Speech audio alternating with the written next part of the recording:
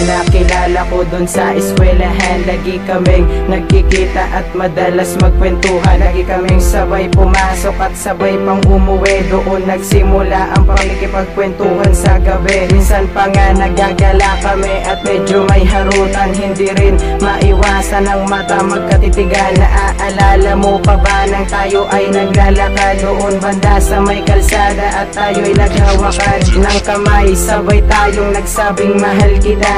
Nagulat na lang ako, lumundag pa ako sa saya, kasi hindi ko inaasahan na mahal mo rin ako. Tinotoo ang bawat salita na ikaw at ako. Di mo ako pinabayaan at ako'y pinaglalaban sa iyong mga kaibigan. Sinabing walang hangganan ang sa'yo, hindi na magbabago ang pagmamahal sa'yo. Ito ang samot dalangin, ay bisa na maging tayo.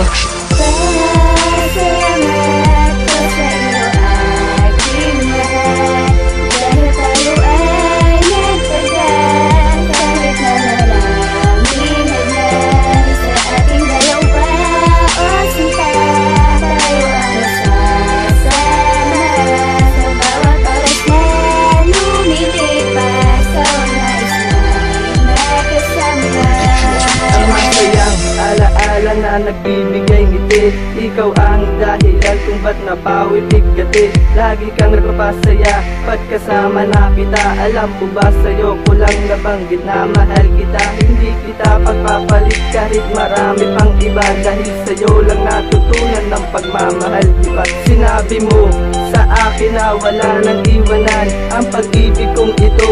Kailanman ay walang lagusan. At paano ba masasabi sa iyo na patawad na sa lahat ng kasalanan gumagawa mo pa? Kaya na ako ay pangitiin at ako ay pasayahin. Ang mga luwan tumutulo, paano to papauwiin? Pero salamat na din pala sa iyong binigay. Binigay mo ang lahat at ang puso ay inalay para sa kapakanan ko at hindi sa kanila. Salamat talaga sinta sa iyong pag-aalaga.